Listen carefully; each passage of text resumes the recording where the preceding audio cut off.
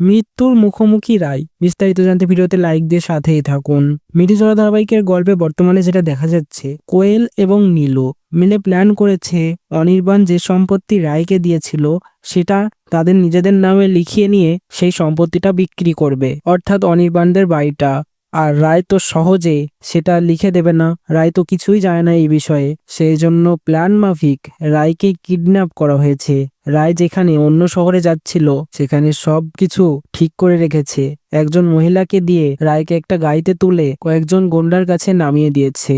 তারা এবার সব প্ল্যান মাফিক করবে এমন ভাবে যাতে করে রায় সে সাইন করে দিতে বাধ্য হয়। আর এটা করে তো রায় বেঁচে ফিরলে তো কাউকে ছাড়বে না। সেই জন্য নীলু বলছে দিদিভাইকে একেবারের জন্য শেষ করে দেওয়ার জন্য। কিন্তু তাদের এই প্ল্যান কি সাকসেসফুল হবে, নাকি তার আগেই অনির্বাণ এসে বাঁচিয়ে দেবে? তোমাদের কি মনে হয় তাতে অবশ্যই কমেন্টসে জানিয়ে এখনই সাবস্ক্রাইব করে নাও। ধন্যবাদ।